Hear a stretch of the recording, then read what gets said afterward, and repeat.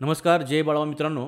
आज आहे 19 एप्रिल आणि उद्या 20 एप्रिलपासून आपण मार्केटमध्ये कशाप्रकारे काम करू शकतो किंवा चार्ट काय सांगतो आहे ह्याचं आपण आज डिस्कशन करायचं आहे. ह्यामध्ये आपण युरो, GBP आणि गोल्ड ह्या 3 पेअरचं आपण डिस्कशन करायचं आहे. तर एक लक्षात ठेवा, उद्यासुद्धा मार्केटमध्ये म्हणजे उद्या सोमवार जो 20 एप्रिल आहे, उद्यासुद्धा मार्केटमध्ये आपल्याला हॉलिडेज बघायला मिळत आहेत. त्यामुळे उद्यासुद्धा मार्केट चॉपी असण्याची संभावना जास्त आहे. म्हणजे एकाच रेंजमध्ये मार्केट असं उद्यासुद्धा थांबू शकतं, कारण उद्यासुद्धा हॉलिडे मोठ्या प्रमाणात आहे. तर एकूणच जे आपण आता चार्टचं ॲनालिसिस बघणार आहे ते मंगळवारी आणि बुधवारीसुद्धा लागू पडेल. म्हणजे पुढच्या 2-3 दिवसासाठी मार्केटमध्ये काय प्रकारचं काम होऊ शकते हे यातून आपण बघायचं आहे.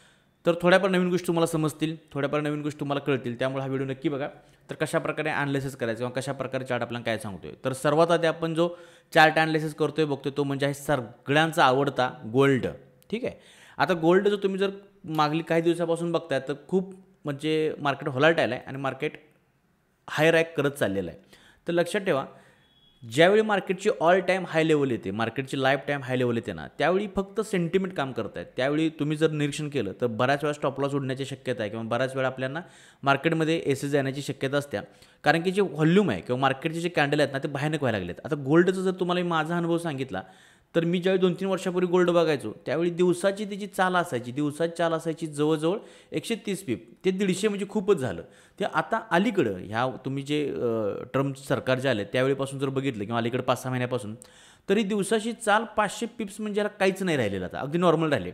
मग जे तुम्हाला कोण म्हणतात की नाही की अगदी मी 10 पिप्स आणि 20 पिप्सचा एस एल लावतो आणि त्यामध्ये 100 पिप्स कॅप्चर करतोय, तर तुम्हाला फक्त थोडी एकच रील बघायला मिळत असेल ती. असं होत नाही आहे. कारण की जर तुम्ही नॉर्मल कॅन्डल जरी बघितली आज गोल्डच्या तर 50 पिपची एक कॅन्डल होते नाही का. मग जर 50 पिपची एक 5 मिनिटाची कॅन्डल होते तर त्यामध्ये 10-20 पिपचा एसेल कसा लागणार आहे. मग त्यामध्ये काय होणार, विनाकारण तुमचे जर 10-20 पिपचे जर एसेल जायला लागले तर 5-6-7-8 ट्रेड होणार, त्यानंतर ओव्हर ट्रेड होणार. मग 30-40 20-30 जर ट्रेड झाले तर एसेल लागला किती, ओव्हर ट्रेड झाले किती, एकूण दिवसामध्ये 12 तासामध्ये आपण ट्रेड करतोय किती, म्हणजे 10-10 मिनिटाला जर आपण ट्रेड प्रेस करायला लागलो तर ते आपण ट्रेडिंग कुठं करतोय, मग आपण ते मार्केटबरोबर खेळतोय नाही का. त्यामुळं हे सगळं मला वाटतं इतका कमी असे लागत नाही. एकतर तुम्हाला गोल्डचं खूपच प्रचंड नॉलेज आहे, प्रचंड ज्ञान आहे, चार्टचा प्रचंड अभ्यास आहे तरच यामध्ये करा. अन्यथा एक गोष्ट पक्की लक्षात ठेवा, गोल्डमध्ये एसेल मोठा लागायला लागला आहे. लॉजिकली एसेल, मी काय म्हणतो की एसेल हा लॉजिकली पाहिजे, तसा TP टेक प्रॉफिट पण लॉजिकली पाहिजे. तो कुठं लागतोय बघा, तो आपल्या आवाक्यात लागत असेल, आपल्या ताकदीमध्ये लागत असेल, तो एसेल लागत असला तर आपली काय म्हणजे हातपाय थरथरत नसतील, आपली फाटत नसेल तर 100% तो एसेल लावायला हरकत नाही. किंवा लॉट साईज कमी केली पाहिजे. मग फक्त इतकं लक्षात ठेवा, ट्रेड पंच केल्यानंतर भीती नको वाटली पाहिजे.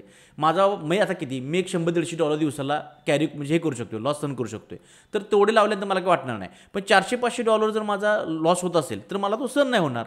मग त्यापेक्षा न ट्रेड घेतलेला चांगला ना. ज्यावेळी तुमच्या $100-150 लॉसच्या आसपास तुमचा पॅटर्न सेटअप तयार झाला तर घेतला पाहिजे. बस इतकंच मला सांगायचं होतं. प्रस्तावना खूप झाली, आता मेन मार्केटकडे वळूया. तर बघू शकता त्याच्या लाईफ टाईम हायला मार्केट आहे. तर काल काय मार्केटमध्ये झालं तर म्हणजे शुक्रवारी मार्केटमध्ये काय झालं तर बघू शकता की मार्केटने एक थोडासा कन्सोलिडेशन एरिया होता आणि थोडासा मार्केटने थोडं खाली आपल्याला सेलिंग झालेलं दिसते, म्हणजे स्टॉप लॉस हंट केलेत किंवा थोडंसं प्रॉफिट बुकिंग झाले. सोमवारी मंगळवारी काय होऊ शकते, सोमवारी थोडं हॉलिडे असल्यामुळे मार्केट अनेकदा चॉपी राहण्याची शक्यता आहे. पण एकूण चार्ट काय म्हणतो आपण ते शिकून घेऊया. मार्केटमध्ये बघितलं तर पहिला वरची लेवल बघूया, इथं चांगले सेलर आहेत, इथं चांगले सेलर आहेत, इथं चांगले सेलर आहेत. हे सेलरचा एरिया आहे, हो आपल्याला फाइंड आउट करता आला पाहिजे. त्यानंतर आपण ट्रेडिंग करू शकतोय. नेहमी लक्षात ठेवा, मार्केटमध्ये चार्ट पॅटर्न असून देत, तुमच्या कॅन्डलस्टिक असून दे किंवा तुमचं आणखीन कुठलं इंडिकेटर असू दे, हे नेहमी 2 नंबरलाच काम करणार. हे 2 नंबर हे वर्क करत नाही असं म्हणत नाही मी, हे सुद्धा 100% वर्क करते.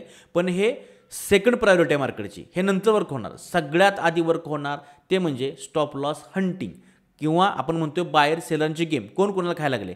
ह्याचा अर्थ एक डोक्यातनं पक्क काढा बरं का, की मोठे प्लेयर्स नेहमी बारक्या प्लेयरांचे स्टॉप लॉस हंट करतात, नेहमी त्यांना खातात. असं होत नाही. समजा मोठे प्लेयर यांचे स्टॉप लॉस हंट करायला लागलेत आणि तुम्ही त्यांच्या दिशेने बसल्या, म्हणजे तुम्हीच तो मोठा प्लेयर झाला ना. मग फक्त इतकंच गरजेचं आहे की तुम्हाला ते कळते का, आपल्याला ते जमते का, स्टॉप लॉस हंट कोण कराले, कुठं कराले, कुणाचं कराले, कसं कराले, कुठेपर्यंत करायला लागले, हे ज्यावेळी कळलं त्यावेळी तुम्हीच तो मोठा प्लेयर झाला.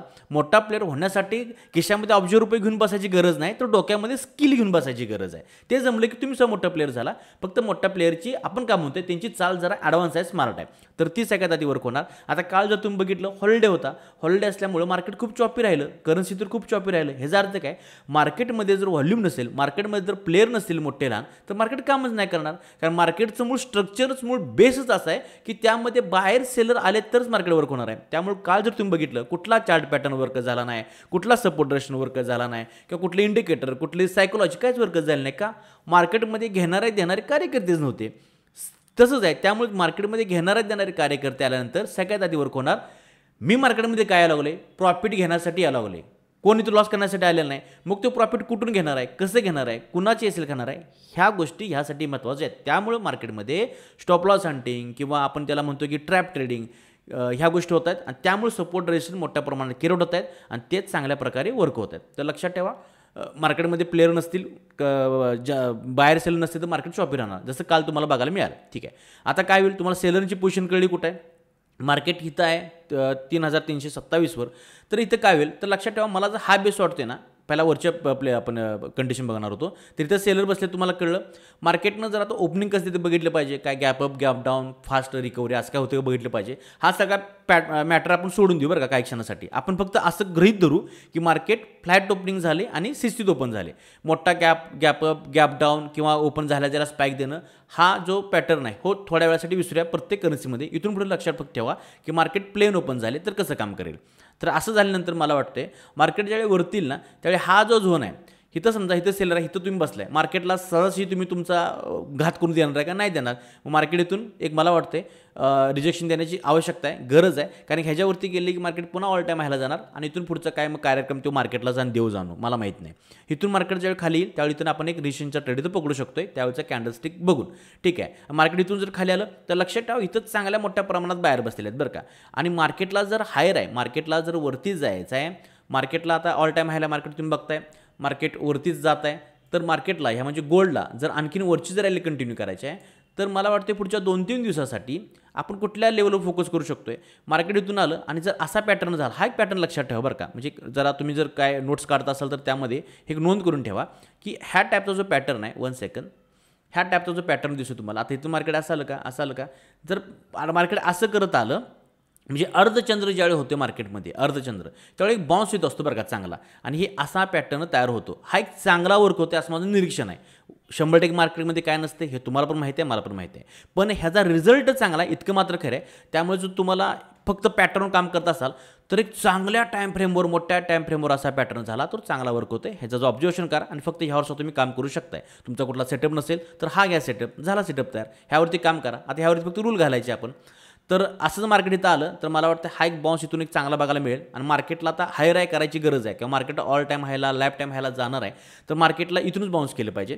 आणि मार्केट जर इथं परत खाली आलं तर मार्केटचा शेवटचा हा झोन असेल, इथून मार्केटने बाउन्स केलंच पाहिजे जर मार्केटला हायर हाय करायचे. आणि जरी नसेल करायचं तरी पण इथे एक आपल्याला बाउन्स बघायला मिळेलच. ठीक आहे. आणि मार्केटने ह्या पण लेवलला तोडलं तर मार्केट आपला स्ट्रक्चर चेंज करेल, मग मार्केट खालच्या लेवल त्या टेस्ट करेल, त्यानंतर बघू. पण पुढच्या 2-3 दिवसासाठी किंवा 2 दिवसासाठी तर ह्या लेवल आपल्यासाठी इम्पॉर्टंट आहेत, इथं आपले ट्रेड होऊ शकतात. आता मार्केट इथं आलं, तुम्हाला सांगितलं सेल साईडला कसं बसायचं आहे, पण मार्केटनं जर ही लेवल ब्रेक केली आणि वरती आलं तर मग मला माहीत नाही काय करायचं. कारण की लाईफ टाईम हायला मला ट्रेड करता येत नाही, मला ट्रेड जमत नाही. हा माझ्यातला कळलेला ड्रॉबॅक जरी असला तर मला फायद्याच आहे, कारण की मला मार्केटमध्ये कुठं तू काम करायचं नाही हे मला मार्केट सांगते. लक्षात ठेवा, प्रत्येक वेळी प्रत्येक ठिकाणी मार्केटमध्ये काम केलंच पाहिजे असा काय आपल्या भावकीनं आपल्याला नेम घालून दिलेला नाही किंवा आपल्या शपथ कुणी आपल्याला घातलेली नाही. मला कुठं जमत नाही माहिती आहे का, तुम्हाला माझे ड्रॉबॅक सांगतो काय येते. तुम्हाला ह्यातून काय शिका की तुम्हाला तुमचे ड्रॉबॅक कळले पाहिजे. आपण नेहमी मार्केटमध्ये म्हणतो की तुमचा एज कळला पाहिजे, तसंच जे काही जमत नाही ना तो पण एज जमला पाहिजे. मला मार्केट लाईफ टाईम हायला असल्यानंतर कसं काम करायचं कळत नाही. दुसरा ड्रॉबॅक, मला मार्केट ट्रेंडिंग असतं ना, कंटिन्यू ट्रेंड पकडतं, त्यावेळी कसं काम करतं ते कळत नाही. पण लक्षात ठेवा, मार्केट ट्रेंडिंग हे 100% पैकी फक्त 20% वेळा असते. हे मी खूपच सांगितलं, पण 20% पेक्षा कमीच असते, पण 20% धरा. बाकी 80 ते 85% मार्केट हे कॉन्सोलिडेशनच असतं. मार्केट हे एका झिगझॅगमध्येच असतं आणि 80% माझं चांगलं काम आहे. 20% जाऊन दे ना, तो नाहीच आहे माझा ग्राउंड, मी तिथे खेळणारच नाही आहे, त्यामुळे संपला विषय. तर हा दुसरा. आणि तिसरा माझा जो ड्रॉबॅक आहे तो म्हणजे लाईव्ह मार्केट सुरू असताना मला काम कसं करायचं कळत नाही, माझे प्लॅन ट्रेड असतात, मला प्लॅन मार्केटमध्ये चांगलं करता येते. तसं तुमच्यात ते काय ड्रॉबॅक आहेत का बघा, ते शोधा. ते शोधलं की ते दुरुस्त करण्यापेक्षा तिथं ट्रेडच नाही घ्यायचं, लक्षात ठेवा. काय मार्केटमध्ये प्रत्येक वेळ का आपण काम केलंच पाहिजे, आपण काय मार्केट मेकर नाही. तर ठीक आहे, तर हा एक पॅटर्न इथे येतो. वरती झाल्यानंतर मार्केट काय काम करलं मला माहीत नाही, तर ते विषय सोडून देऊ आपण. पण वरती काम कसं करायचं, तुम्हाला चिंता पडली असेल बऱ्याच जणांना की मार्केट लाईफ टाईम आल्यानंतर काय करायचं. तर मला वाटते फेबुनाकी जो टूल आहे तो वापरायला तुम्ही जर हे केलं, सुरुवात केली, तर तुम्हाला एक चांगला रिझल्ट बघायला मिळेल. थोडक्यात इथं बघू शकता की हे जे स्विंग आहेत, हे स्विंग आहेत ना, ह्या स्विंगला तुम्ही फेबुनाकी लावला तर 0.5 ते 0.6 हे जे गोल्डन झोन आहे, ह्या झोनपासून मार्केट तुम्हाला रिव्हर्सच झालेलं इथं 100% दिसेल. मी लावून बघितलेले आहेत म्हणून सांगतोय. तर इथं तुम्ही करून बघा, स्वतः जर प्रॅक्टिस करा, तर तुम्ही त्या प्रकारचे ट्रेड पकडा जर तुम्हाला ऑल टाईम व्हायला काय येत नसेल तर. बाकी नवीन लेवल कशा काढायच्या, तर जे एक्सटेन्शन टूल आहे फेबुनाकीचं, हे दिसते तुम्हाला इथं क्लिक करायचं. आता मला काय वाटतंय की मार्केट इथं हा एक मार्केटचा हाय आहे आणि मार्केटने इथून नवीन हाय तयार करायला जाणार आहे, असा माझा ऑब्झर्वेशन आहे. तर मी काय करणार, ही हाय पकडणार इथं अशी, हा बेस पकडणार इथं असं. पहिला हा बेस पकडला, हा बेस पकडायचा, इथून जे मार्केटचा लाईफ टाईम हाय आहे इथे क्लिक करणार आणि परत जिथं मी मार्केटचा बेस पकडला होता तिथं मार्केटला आणणार आणि क्लिक करणार.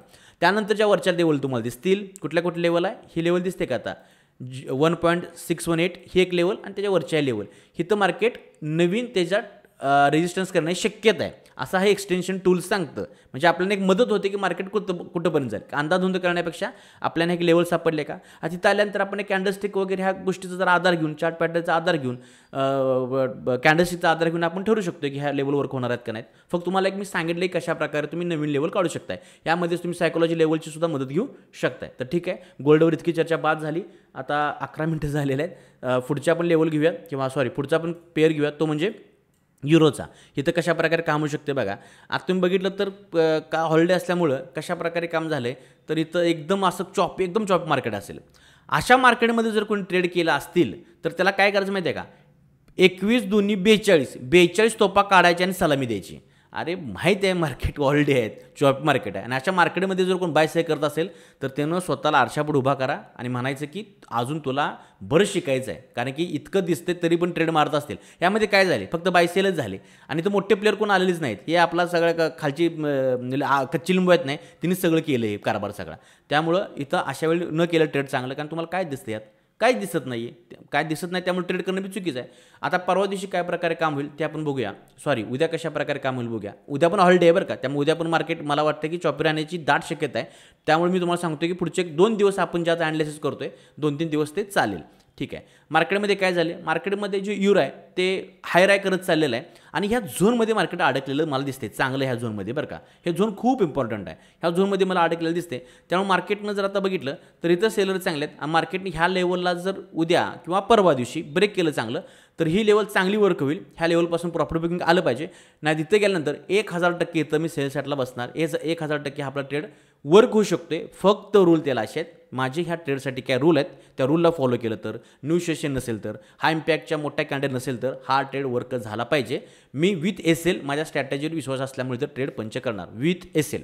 ठीक आहे. मार्केट इथून खाली आलं तर हे एक झोन आहे किंवा हे एक लेवल आहे, पुन्हा कॉन्सोलिडेशन मार्केटमध्ये किंवा पुन्हा त्या झोनमध्ये मार्केटला ढकलणार आणि मार्केट वरती जाऊ शकते. का, कारण मार्केटमध्ये काल जे प्लेयर बसलेत इथं सेलर आहेत, त्यामुळे इथं मला ही पोझिशन चांगली वाटते आणि इथं बाहेर आहेत. हे आपलं इथं आल्यानंतर आहे ना, इथून त्यांचे एसेल संपणार आहेत आणि इथून एक नवीन बायर ॲक्टिव्ह होण्याची शक्यता मला दाट वाटते. ठीक आहे. आणि आता तुम्हाला मी बऱ्याच वेळा सांगतो नाही, जर कोण नवीन बघत असाल तर माझ्या ज्या लाईन दिसतात तुम्हाला वेगवेगळ्या रंगाच्या, रंगीबेरंगी मोरपिसारा, किंवा तुम्हाला वाटत असलं की किती लाईन आहेत, हे फक्त बघणाऱ्याला गोंधळ वाटते. मी 3-4 वर्ष झाले यावर काम करतोय, त्यामुळे माझ्यासाठी हे खूप सिंपल आहे आणि खूप साध्या गोष्टी आहेत. फक्त त्याकडे दुर्लक्ष करा. मी काय ॲनालिसिस करायला लागलो किंवा तुम्हाला काय सांगायला लागलो याच्याकडे लक्ष द्या. ठीक आहे. आणि त्यानंतर समजा ही बी लेवल मार्केटने ब्रेक केली, मार्केट ह्या लेवलवरती आलं उद्या परवा केव्हाही, तर आपल्या रूलला फॉलो करत किंवा न्यू सेशनच्या शिवाय तर हा एक ट्रेड 100% इथं पंच होऊ शकतो. इथं आपल्याला एक चांगलं प्रॉफिट निघू शकते. तर मार्केटमध्ये फक्त इतकं लक्षात ठेवा की युरो जो पेअर आहे तो कॉन्सल्टेशन झोनमध्ये, आणि त्याला हा जो एरिया आहे ना खूप इम्पॉर्टंट वाटायला लागला. आता हा कधी तोडते कसं तोडते बघितलं पाहिजे, पण हा एरिया एक इम्पॉर्टंट आहे. तर त्या एरियामध्येच आपण आपले ट्रेड पकडण्याचा प्रयत्न केला पाहिजे. ठीक आहे. आणि लास्ट पेअर आता GBP आहे, पण तो नको, तो मी उद्याच डिस्कस करीन कारण खूप मोठा व्हिडिओ नको व्हायला. थँक्यू, धन्यवाद, जय बळामा. आणि लवकरच मी प्राइज ॲक्शनवर खूप चांगला व्हिडिओ आणतोय, कारण की सगळेजण म्हणतात की आम्ही प्राइज ॲक्शनवर काम करतोय, पण नेमकं प्राइज ॲक्शन म्हणजे काय, ती कशावर खायत असते आणि कशा प्रकारे काम करायचं ह्याच्यावरती बेस्ट व्हिडिओ आणतो. तो बघितल्यानंतर प्राइज ॲक्शन नावाची गोष्ट तुमची 100% क्लिअर होऊन जाईल, हा मला खात्री आहे. थँक्यू, धन्यवाद, जय बाळूमामा.